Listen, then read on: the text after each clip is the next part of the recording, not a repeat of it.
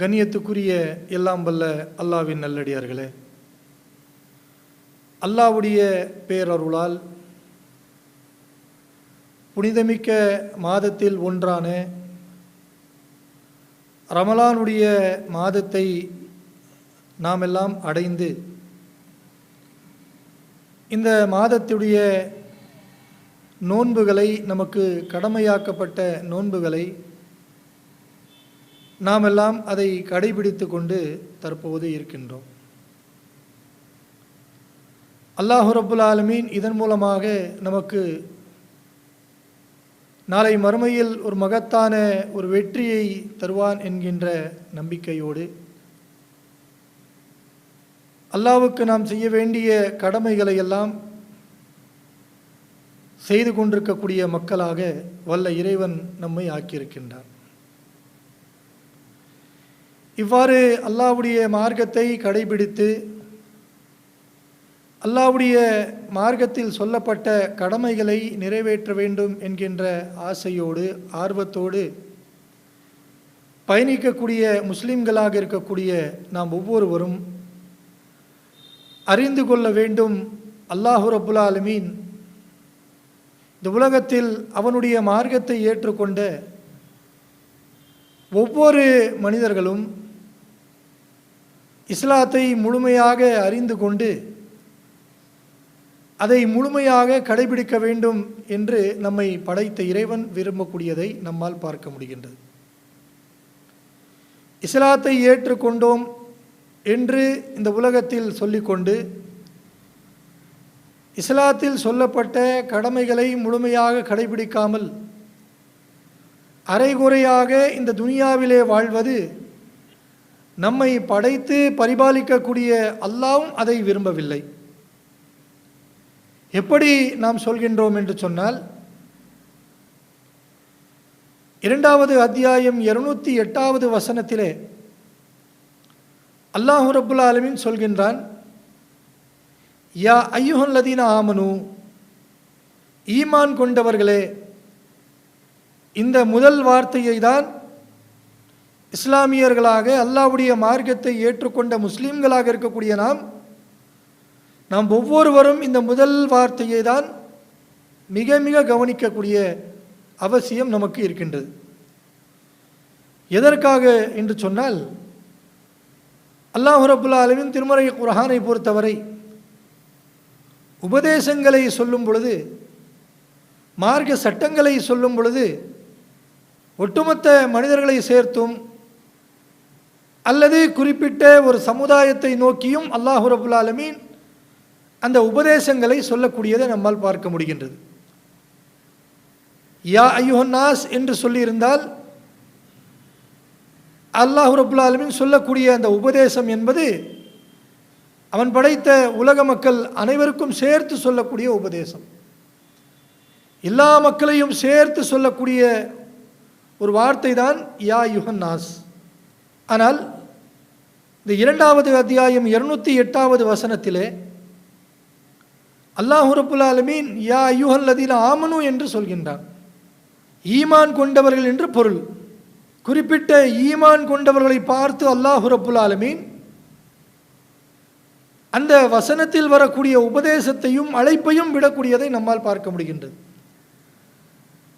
ஈமான் கொண்டவர்களை என்று சொல்லிவிட்டு நீங்கள் முழுமையாக இஸ்லாத்தில் நுழைந்து விடுங்கள், ஷைத்தானுடைய அடிச்சுவடுகளை நீங்கள் ஒருபோதும் பின்பற்றி விடாதீர்கள்.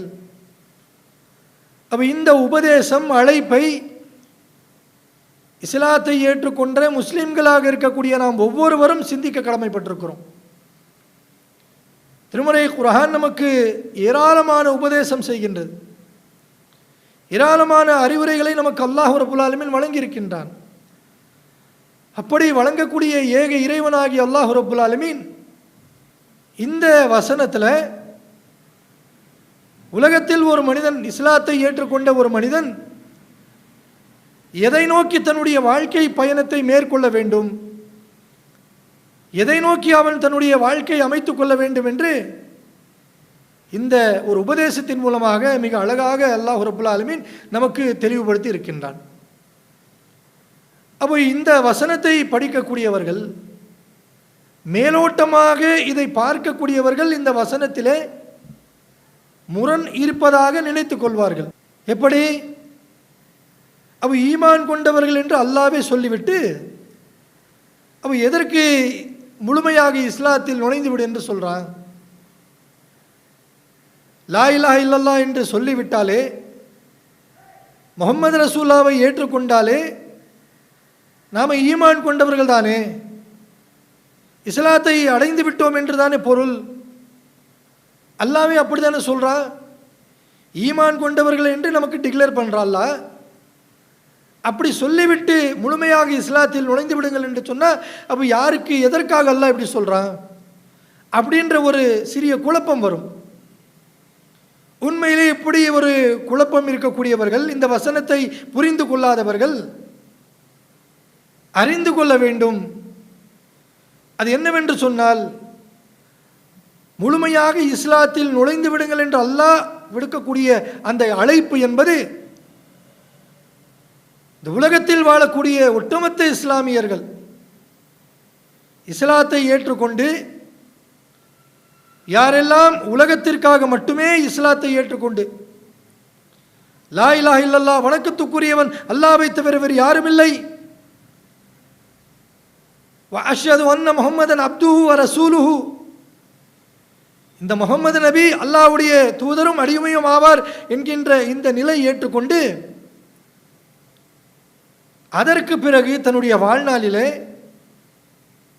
அல்லாஹ்வும் அல்லாஹ்வுடைய தூதரவர்களும் நமக்கு செய்த உபதேசத்தை கடைபிடிக்காமல் நாம இஸ்லாமியராக மாறிட்டோம், முஸ்லீமாக இருக்கிறோம், இதுவே நமக்கு போதுமானது, நாளை மறுமையில் நமக்கு சுவனத்திற்கு செல்லக்கூடிய வாய்ப்பு கிடைத்திரும் என்று நினைத்து கொண்டு இஸ்லாம் சொல்லக்கூடிய அடிப்படைகள், தகவல்களை, செய்திகளை, சட்டங்களை, கடமைகளை இதையெல்லாம் கடைபிடிக்காமல் உலகம் போன போக்கிலே, தன்னுடைய மனம் போன போக்கிலே தன்னுடைய வாழ்க்கை ஒருவர் அமைத்துக் கொள்வார் என்று சொன்னால், அப்படிப்பட்ட ஒவ்வொரு மனிதனும் இந்த வசனத்தை கூர்ந்து கவனிக்கணும்.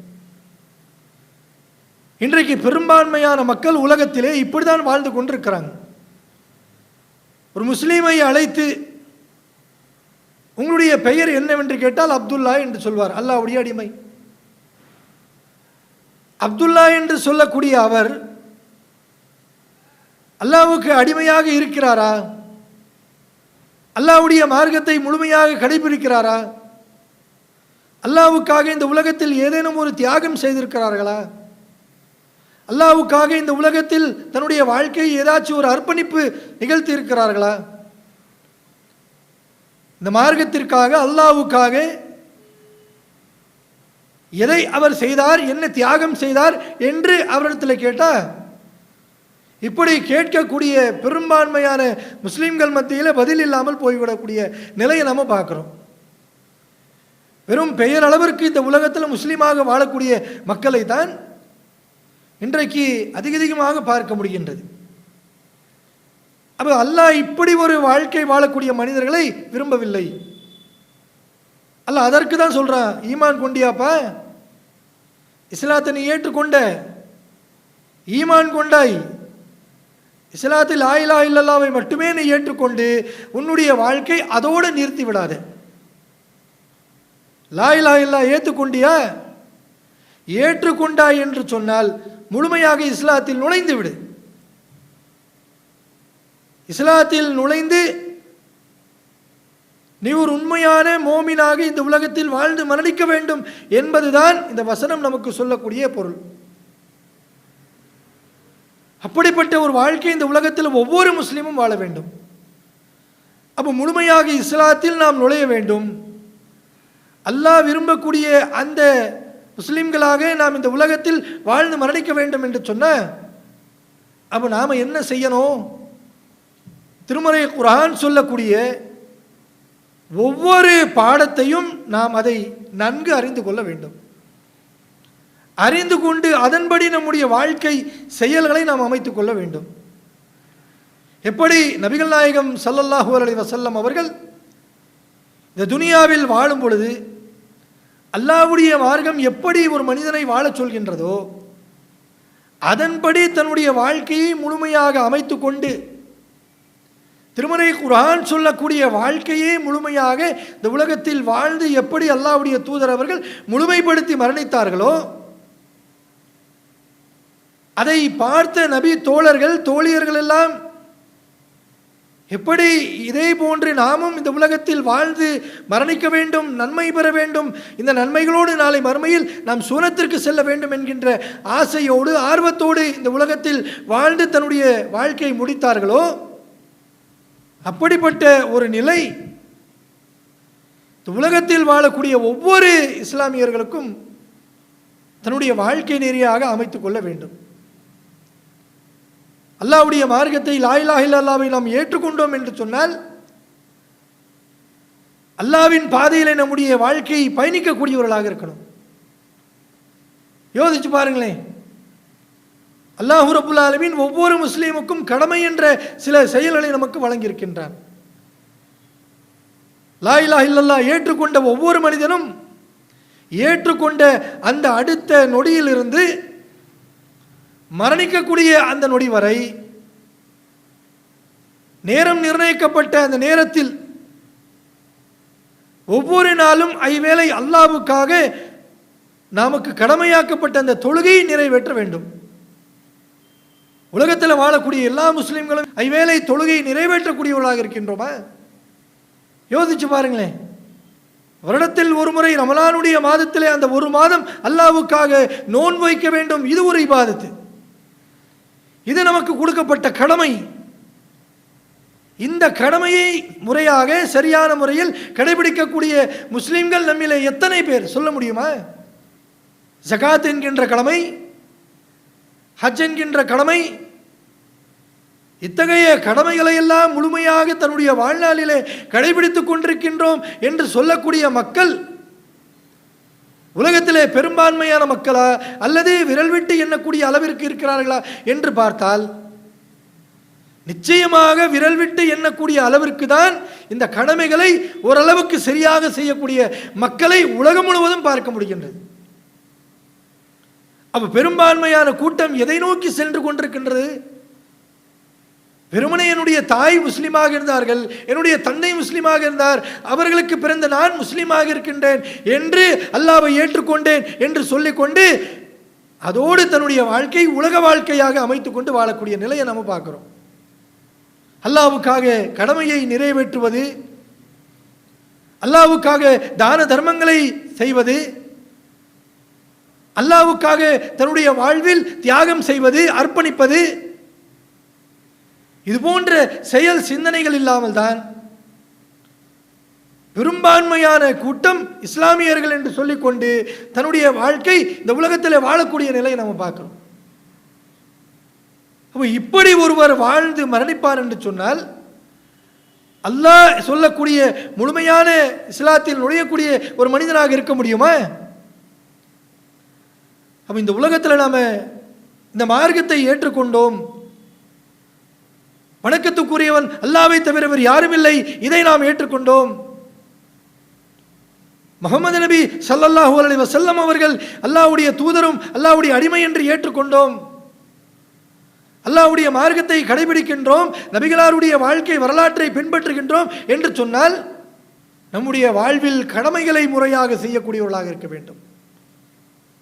நம்முடைய வாழ்வில் நாம் அல்லாஹ்வுக்காக இந்த மார்க்கத்திற்காக தியாகம் செய்யக்கூடிய, நம்முடைய வாழ்வில் பல செயல்களை அர்ப்பணிக்கக்கூடியவர்களாக இருக்க வேண்டும். இதை இன்றைக்கு பெரும்பான்மையானவர்கள் புரியாமல் வாழ்ந்து கொண்டிருக்கிறாங்க. அல்லாஹ்வுடைய தூதருடைய நபி தோழர்கள், அவர்களோடு வாழ்ந்த நபி தோழர்கள் இதை புரிந்து கொண்டார்கள். புரிந்து கொண்ட காரணத்தினால்தான் தன்னுடைய வாழ்க்கை இஸ்லாத்தின் பக்கம் அவர்கள் அர்ப்பணித்தார்கள். அல்லாஹ்வுக்காக தன்னுடைய உயிரை, தன்னுடைய பொருளை, தன்னுடைய வாழ்க்கை தியாகம் செய்தவர்கள் ஏராளமான நபி தோழர்கள் தோழியர்களுடைய வாழ்க்கை வரலாற்றை பட்டியலை நாம் சொல்லிக்கொண்டே போகலாம். அதில் ஒரே ஒரு நபி தோழருடைய வாழ்க்கை வரலாற்றை பற்றி நம்ம சொல்றோம். இன்றைக்கு நம்ம அந்த ஒரே ஒரு நபி தோழர் தன்னுடைய வாழ்க்கையில் அல்லாஹ்வுக்காக எப்படி தன்னுடைய உயிரை தியாகம் செய்தார் என்று நம்ம பார்க்கலாம். அல்லாஹ்வுடைய தூதருடைய காலகட்டத்தில் மதீனாவை சுற்றி இருக்கக்கூடிய கிராமங்கள், அந்த கிராமத்திலிருந்து ஒருவர் நபிகள் நாயகம் ஸல்லல்லாஹு அலைஹி வஸல்லம் அவர்களை தேடி வருகிறார். வரக்கூடிய நேரத்தில் இந்த கிராமவாசி இஸ்லாத்தை ஏற்றுக்கொள்ளவில்லை. அவர் முஸ்லீமாக வரல. அல்லாஹ்வுடைய தூதர் அவர்களை சந்தித்து இஸ்லாத்தை பற்றி அறிந்து கொள்ள வேண்டும் என்பதற்காக தன்னுடைய கிராமத்திலிருந்து கிளம்பி மதீனாவுக்கு வருகிறார். அல்லாஹ்வுடைய தூதர் அவர்களை சந்திக்கிறார். சந்திக்கக்கூடிய இவர் நபிகளாரிடத்தில் பேசுகிறார். நபிகளாரிடத்தில் அவருக்கு தேவையான கேள்விகளை வைக்கிறார். இப்படி ஒவ்வொன்றுக்கு நபிகள் நாயகம் ஸல்லல்லாஹு அலைஹி வஸல்லம் அவங்க அந்த கிராமவாசி கேட்ட ஒவ்வொன்றுக்கும் மிக அழகான முறையிலே திருமறை குர்ஆனில் சொல்லப்பட்ட அல்லாஹ்வுடைய வார்த்தைகளின் மூலமாக அந்த கிராமவாசிக்கு பதில் அளிக்கிறார். இதையெல்லாம் கேட்ட அந்த கிராமவாசி அல்லாஹ்வுடைய தூதர் அவர்களுடைய முன்னிலையில் இஸ்லாத்தை ஏற்றுக்கொள்கிறார். எவ்வளவு பெரிய ஒரு மாற்றம் பார்த்தீங்களா? திருமறை குர்ஆனில் சொல்லப்பட்ட உபதேசங்கள், அந்த இறை வசனங்களை கொண்டு அல்லாஹ்வுடைய தூதர் அவர்கள் அந்த கிராமவாசி இடத்துல பதில் சொன்ன பிறகு அந்த வசனங்களை எல்லாம் கேட்ட அந்த கிராமவாசியுடைய உள்ளத்தை அல்லாஹ் புரட்டி விட்டான். இஸ்லாத்தை ஏற்றுக்கொள்கிறார். ஏற்றுக்கொண்டு தன்னுடைய கிராமத்துக்கு போய்விடுகிறார். போன பிறகு அல்லாஹ்வுடைய ரசூல் அவர்கள் ஒரு போர்க்களத்துக்கு அழைப்பு விடுகிறார்கள். போர் வீரர்களுக்கு போர் வீரர்கள்லாம் வந்த பிறகு அந்த போர்க்களத்திலே கலந்து கொள்வதற்காக அல்லாஹ்வுடைய ரசூல் ஸல்லல்லாஹு அலைஹி வஸல்லம் அவர்கள் ஒவ்வொரு போர் வீரருக்கு என்னென்ன பொறுப்புகள் என்று பிரித்து அவர்களுக்கு கொடுத்து விடுகிறார்கள். போருக்கு செல்வதற்கு தயாராக இருக்கக்கூடிய நிலையில் இந்த கிராமவாசி அவர்களுக்கு இந்த தகவல் தெரிகிறது. என்ன, இப்படி ரசூல்லா தன்னுடைய படை வீரர்களை அழைத்து கொண்டு போருக்கு செல்கிறார், அல்லாஹ்வின் பாதையிலே போர் செய்ய இருக்கிறார் என்கின்ற தகவல் இவருக்கு தெரிய வருகிறது. உடனே அவர் என்ன செய்கிறாரு, தன்னுடைய கிராமத்திலிருந்து கிளம்பி மதீனாவுக்கு அல்லாஹ்வுடைய தூதர் அவர்களை வந்து சந்திக்கிறார். சந்தித்து ரசூலுல்லாஹ்விடத்தில் இந்த கிராமவாசி சொல்றாரு, அல்லாஹ்வுடைய தூதரே, போருக்கு கிளம்புறீங்களாமே, எனக்கு அழைப்பு தரலையே, நானும் இந்த போர்க்களத்தில் கலந்து கொள்வேன் என்று சொல்கிறார். யோசிச்சு பாருங்க, எதற்கு வருவேன் என்று சொல்கிறார்? போருக்கு வருவேன் என்று சொல்கிறார், நானும் கலந்து கொள்வேன். யோசிச்சு பாருங்களேன், போருக்கு என்று சொன்னால் போகக்கூடிய போர் வீரர்கள் முழுமையாக வீட்டுக்கு திரும்பி வருவார்களா?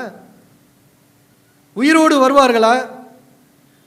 உடல் உறுப்புகளோடு, இந்த 2 கை 2 காலு இந்த உறுப்புகளோடு வருவாரா, அல்லது உயிர் இல்லாமல் வருவாரா, அல்லது ஏதாச்சும் ஒரு உறுப்பு இல்லாமல் வருவாரா? எதையும் சொல்ல முடியாது. அவ்வளவு ஒரு டேஞ்சரான ஒரு இடத்துக்கு போக போறாங்க. அப்படிப்பட்ட அந்த போரில் நானும் கலந்து கொள்வேன் என்று சொல்லி அல்லாஹ்வுடைய தூதரிடத்தில் தன்னுடைய கிராமத்திலிருந்து கிளம்பி அவர் கோரிக்கை வைக்கிறார். ரசூலா உடனே அவர்களுக்கு சொல்கிறார், வேண்டாம், நீங்கள் இஸ்லாத்தை இப்போ தான் ஏற்றுக்கிட்டீங்க. அல்லாஹ்வுடைய தூதர் அவர்கள் அவரை பற்றி யோசித்து பார்க்குறாங்க. ரசூலாவுடைய குணம் அப்படி, பண்பு. நீங்கள் இப்போ தான் இஸ்லாத்தை ஏற்றுக்கிட்டீங்க, இதனால் பல சிரமத்தில் இருப்பீங்க. உங்கள் குடும்பத்தில் பல மக்கள் கேள்விகள் கேட்பாங்க, நீங்கள் சிரமத்தில் இருப்பீங்க. உங்களை சுற்றி இருக்கக்கூடிய மக்கள் நெருக்கடி கொடுப்பார்கள், சிரமத்தில் இருப்பீங்க. இப்பொழுது வேண்டாம், இந்த போர்க்களம் வேண்டாம், அடுத்த போர்க்களத்தில் பார்க்கலான்றாங்க. அல்லாஹ்வுடைய தூதர் அவர்கள் சொன்ன பிறகும் நான் இந்த போர்க்களத்தில் கலந்து கொள்வேன் என்று அவர் அடம் பிடிக்கிறார். அப்போ ரசூலா என்ன செய்கிறாங்கன்னு சொன்னால், எல்லாருக்கும் அந்த ஒவ்வொரு பொறுப்புகளை பிரித்து கொடுத்துட்டாங்க. அப்போ இவரும் வரேன்னு சொன்னால் இவருக்கு என்ன கொடுக்கறது? எத்தனை போர் வீரர்கள் போர்க்களத்திலே கலந்து கொள்கிறார்களோ அவர்களுடைய வாகனங்களை பாதுகாக்கக்கூடிய ஒரு பொறுப்பை இந்த கிராமவாசி இடத்துல கொடுக்குறாங்க ரசூலுல்லாஹ். கொடுத்துட்டு அந்த போர்க்களத்தில் அழைச்சிட்டு போகிறாங்க. அந்த போர்க்களத்தில் இவர் கலந்து கொள்கிறார். ஒரு மிகப்பெரிய ஒரு வெற்றி கிடைக்கிறது. இவரும் போரிடுகிறார், எதிரிகளோடு சண்டையிடுகிறார். அல்லாஹ்வுடைய தூதருடைய இந்த இஸ்லாமிய படைக்கு ஒரு மிகப்பெரிய ஒரு வெற்றி கண்ட பிறகு ஒவ்வொரு போர் வீரர்களும் தங்களுடைய வீட்டுக்கு போகக்கூடிய நேரத்தில் இந்த கிராமவாசியும் தன்னுடைய வீட்டுக்கு போயிடுறார். போன பிறகு அல்லாஹ்வுடைய தூதர் அவர்கள் ஒவ்வொரு போர்க்களத்தில் வெற்றி பெற்ற போர்க்களத்துக்கு பிறகு கிடைக்கக்கூடிய கனிமத்து பொருட்கள், இந்த கனிமத்து பொருட்களை அல்லாஹ்வுடைய தூதர் அவர்கள் போர் வீரர்களுக்கு சரிசமமாக பிரித்து கொடுப்பாங்க. அப்படி பிரித்து கொடுக்கக்கூடிய அந்த கனிமத்து பொருளுடைய ஒரு பங்கு ஒரு 2 நபி தோழர்களை அழைத்து அவரிடத்தில் ரசூலுல்லாஹ் கொடுக்குறாங்க. கொடுத்துட்டு அந்த கிராமவாசி கொடுத்துருங்கன்றாங்க. இவர்களும் போகிறாங்க. போய் அந்த கிராமவாசியுடைய வீட்டில் போய் இந்த கனிமத்து பொருள் கொடுக்குறாங்க. அப்போ அந்த கிராமவாசி இந்த நபி தோழரிடத்தில் கேட்குறாங்க, இது என்ன? உடனே அவர்கள் சொல்கிறார்கள், இது போர்க்களத்தில் கிடைக்கக்கூடிய கனிமத்து பொருட்கள். அல்லாஹ்வுடைய தூதர் அவர்கள் ஒவ்வொரு போர் முடிந்த பிறகு இப்படி போர் வீரர்களுக்கு அதை பிரித்து கொடுப்பாங்க. நீங்களும் இந்த போர்க்களத்தில் கலந்துக்கிட்டீங்க, உங்களுடைய கனிமத்து பொருள் இது அப்படின்னு சொல்லி கொடுக்குறாங்க. அதை எடுத்துக்கிட்டு நேராக மதீனாவுக்கு வரார். ரசூலுல்லாஹ்வை சந்திக்கிறார். ரசூலுல்லாஹ்வை சந்தித்த உடனே அந்த கனிமத்து பொருட்களை அல்லாஹ்வுடைய தூதரிடத்தில் ஒப்படைத்து விட்டு சொல்கிறார், அல்லாஹ்வுடைய தூதரே, நான் இஸ்லாத்தை ஏற்றுக்கொண்டது இந்த கனிமத்து பொருட்கள் கிடைக்கும், உங்களுடைய உதவி எனக்கு கிடைக்கும். உலகத்தில் எனக்கு இஸ்லாத்தை ஏற்றுக்கொண்டால் பலருடைய உதவி கிடைக்கும் என்பதற்காக அல்ல. யோசிச்சு பாருங்களேன், ரசூலுல்லாஹ் கொடுக்கிறது ஹலாலான ஒரு பொருள் தானே. அப்போ அல்லாஹ்வுடைய தூதரே கொடுக்குறாங்கன்னு சொன்னால் வாங்கி வைக்கலாமே. ஆனால் அதை கூட எனக்கு விருப்பம் இல்லை, இது எனக்கு வேண்டாம், இதெல்லாம் கிடைக்கும்னு சொல்லி நான் வரல. என்னுடைய நோக்கம் என்னவென்று சொன்னால், இஸ்லாத்தை நான் எதற்காக ஏற்றுக்கொண்டேன் என்று சொன்ன, நான் இந்த இஸ்லாத்தை ஏற்றுக்கொண்டு இஸ்லாத்தை முழுமையாக நான் அறிந்து கொண்டு அல்லாஹ்வின் பாதையிலே போரிடக்கூடிய ஒரு வாய்ப்பு எனக்கு கிடைக்கும் என்று சொன்னால், அந்த போர்க்களத்திலே கலந்து கொண்டு எதிரிகள் வீசக்கூடிய அம்பின் முனையிலே நான் என்னுடைய உயிரை அல்லாஹ்வுக்காக தியாகம் செய்ய வேண்டும், இதுதான் என்னுடைய நோக்கம், இதற்காக தான் நான் இந்த இஸ்லாத்தை ஏற்றுக்கொண்டேன் என்று சொல்கிறார். எப்படிப்பட்ட ஒரு உன்னதமான நோக்கம் பாருங்களேன். போர்க்களத்திலே கலந்து கொண்டு எதிரிகள் வீசக்கூடிய அம்பின் முனையிலே நான் மரணிக்க வேண்டும், அல்லாஹ்வுக்காக உயிரை தியாகம் செய்ய வேண்டும், இதுதான் என்னுடைய நோக்கம் என்று சொன்னார். அல்லாஹ்வுடைய தூதர் அவர்களும் இதை கேட்டுவிட்டு சொன்னார்கள், நீங்கள் இதைத்தான் எண்ணுகிறீர்கள், இதைத்தான் விரும்புகிறீர்கள் என்று சொன்னால் இதற்கான ஒரு வாய்ப்பை அல்லாஹ் உங்களுக்கு நிச்சயமாக வழங்குவான் என்று அல்லாஹ்வுடைய தூதர் அவர்கள் சொன்னார்கள். சொன்ன அந்த நபி தோழருக்கு, அந்த கிராமவாசிக்கு அடுத்ததாக ஒரு போர்க்களத்திலே கலந்து கொள்ளக்கூடிய வாய்ப்பு அல்லாஹ் ரப்புல் ஆலமீன் தருகின்றான்.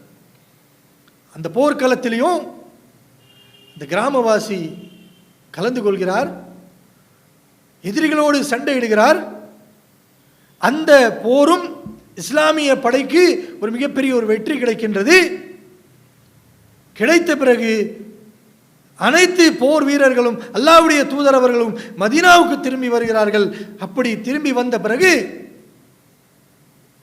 தன்னுடைய இஸ்லாமிய போர் படையிலே யாரெல்லாம் கலந்து கொண்டு வீர மரணம் அடைந்தார்களோ, ஷஹீதானார்களோ, அந்த ஜனாசாக்களை எல்லாம் கொண்டு வந்து அல்லாஹ்வுடைய தூதருடைய முன்னிலையிலே அல்லாஹ்வுடைய தூதர் அவர்கள் பார்த்த பிறகு கஃனிட்டு அடக்கம் செய்யக்கூடிய ஒரு செயலை செய்வார்கள்.